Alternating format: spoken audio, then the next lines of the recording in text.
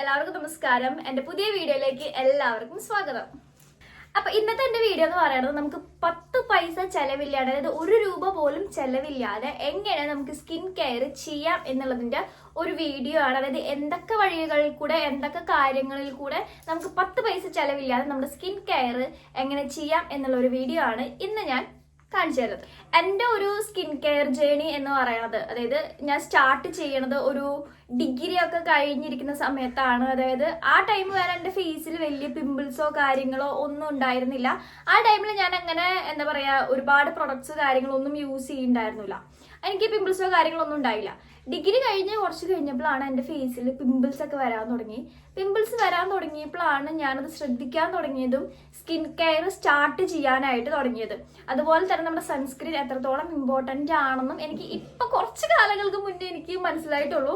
അതിനുശേഷമാണ് ഞാൻ സ്കിൻ കെയറിൽ ഈ ഒരു സൺസ്ക്രീൻ തന്നെ എന്താ പറയാ ഉൾപ്പെടുത്താനായിട്ട് തുടങ്ങിയത്. അതുകൊണ്ട് എൻ്റെ പഴയ ഒരു ഫോട്ടോ ഞാൻ നിങ്ങൾക്ക് ഇവിടെ എവിടെയെങ്കിലും കാണിച്ചു തരാം. അപ്പൊ നിങ്ങൾക്ക് മനസ്സിലാവും ആ എന്നെ ഈ എന്നെ, കാരണം എത്രത്തോളം എൻ്റെ സ്കിന്ന് മാറിയിട്ടുണ്ടെന്നുള്ള കാര്യം. 1 രൂപ പോലും ചെലവില്ലാതെ എങ്ങനെ സ്കിൻ കെയർ സ്റ്റാർട്ട് ചെയ്യാം എന്നുള്ളതാണ് എൻ്റെ വീഡിയോ.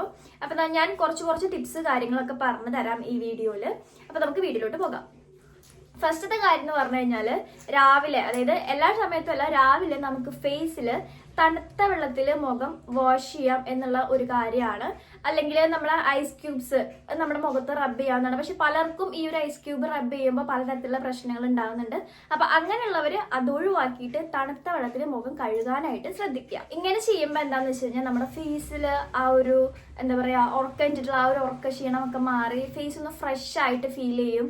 അതേപോലെ തന്നെ നമ്മുടെ എന്താ പറയാ പഫ്നെസ് ഒക്കെ കുറഞ്ഞ് നല്ല രീതിക്ക് നമ്മുടെ ഫേസ് ഒന്ന് നന്നായിട്ട് ഇരിക്കാനായിട്ട് നല്ല രീതിക്ക് ഹെൽപ്പ് ചെയ്യുന്ന ഒരു ടിപ്പാണ് ഈ തണുത്ത വെള്ളം ഉപയോഗിച്ചിട്ട് ഫേസ് വാഷ് ചെയ്യുക എന്നുള്ളതും രാവിലെ.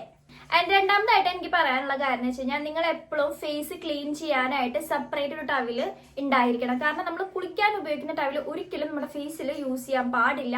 കുളിക്കാൻ ഉപയോഗിക്കുന്ന ആ ഒരു ടവല് നമ്മുടെ പ്രൈവറ്റ് ഏരിയാസ്, അൺഡ്രാംസ് ഒക്കെ ക്ലീൻ ചെയ്യാനായിട്ട് നമ്മൾ യൂസ് ചെയ്യുന്നതായതുകൊണ്ട് തന്നെ അത് നമ്മുടെ ഫേസിൽ യൂസ് ചെയ്ത് കഴിഞ്ഞാൽ ഫേസിൽ എന്താ പറയാ സ്കിൻ അലർജീസും അതുപോലെ തന്നെ പിമ്പിൾസ് ഒക്കെ വരാനായിട്ട് നല്ല ചാൻസ് കൂടുതലാണ്.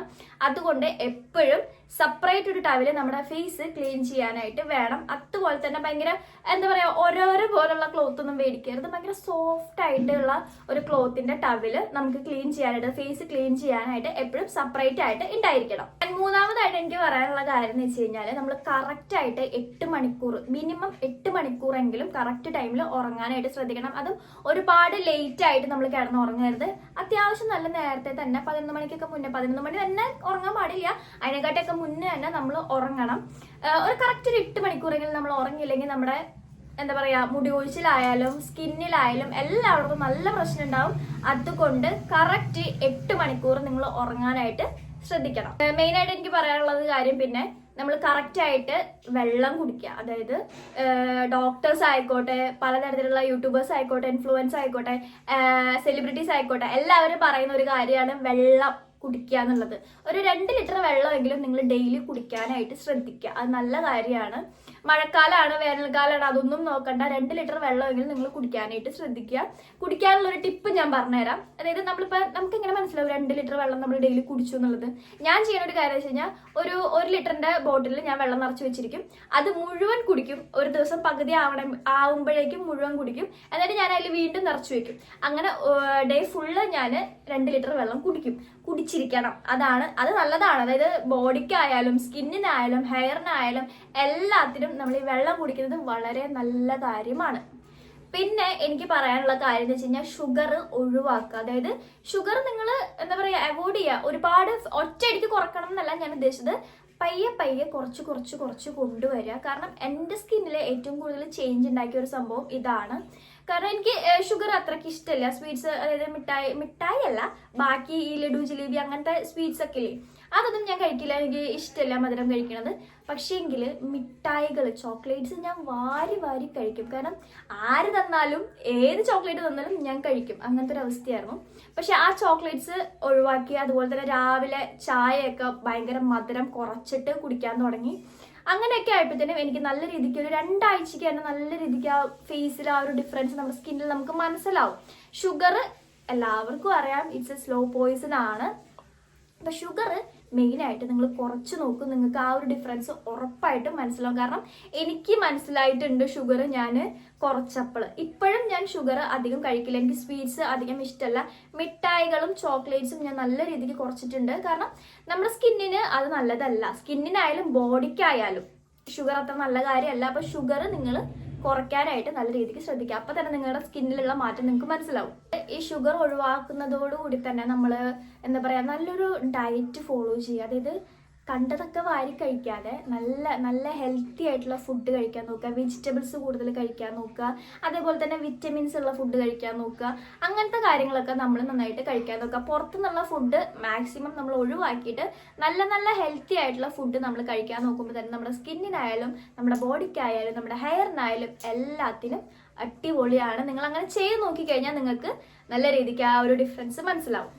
പിന്നെ എനിക്ക് പറയാനുള്ള കാര്യം വെച്ച് കഴിഞ്ഞാൽ നമ്മൾ കിടന്നുറങ്ങുമ്പോൾ ഉപയോഗിക്കുന്ന പില്ലോ, അതായത് തലോണ കവർ, പില്ലോ കവർ ആഴ്ചയിൽ ഒരു വട്ടം അല്ലെങ്കിൽ 2 ആഴ്ച കൂടുമ്പോഴെങ്കിലും അത് കഴുകി വൃത്തിയാക്കി വെയിലത്ത് ഉണക്കിയതിന് ശേഷം നമ്മൾ യൂസ് ചെയ്യുക. കാരണം ഇതിങ്ങനെ കണ്ടിന്യൂസ് ആയിട്ട് നമ്മൾ അത് ക്ലീൻ ചെയ്യാതെ യൂസ് ചെയ്തുകൊണ്ടിരുന്ന് കഴിഞ്ഞാൽ നമ്മുടെ ഫേസിൽ പിമ്പിൾസും അതുപോലെ തന്നെ നല്ല നല്ല വലിയ വലിയ കുരുക്കളില്ലേ, അതായത് നമുക്ക് വേദനിപ്പിക്കുന്ന കുരുക്കളില്ലേ, അങ്ങനത്തെ സംഭവങ്ങളൊക്കെ വരാനായിട്ട് നല്ല ചാൻസ് കൂടുതലാണ്.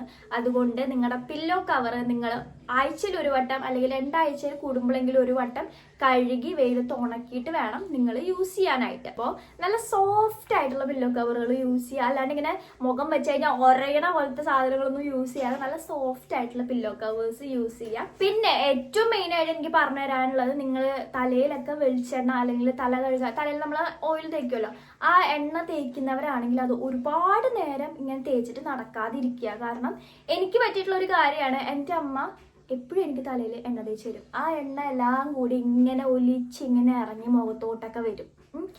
എൻ്റെ ആ ഒരു പ്രായത്തിൽ എല്ലാ അമ്മമാരും എല്ലാ പിള്ളേർക്കും ചെയ്തു കൊടുക്കുന്ന സംഭവം തന്നെയാണ് ഈ ഒരു കാര്യം. പക്ഷെ നമ്മൾ ഒരിക്കലും അങ്ങനെ ചെയ്യാതിരിക്കുക. കാരണം കുറച്ച് കഴിയുമ്പോഴത്തേനും ഈ തലയിൽ തേച്ചിരിക്കുന്ന എണ്ണ എല്ലാം കൂടി ഇങ്ങനെ മുഖത്തേക്ക് ഇങ്ങനെ ഒലിച്ചിറങ്ങി ഒരുപാട് പ്രശ്നങ്ങൾ ഉണ്ടാക്കും. എനിക്ക് അങ്ങനെ പ്രശ്നം ഉണ്ടായിട്ടുണ്ട്.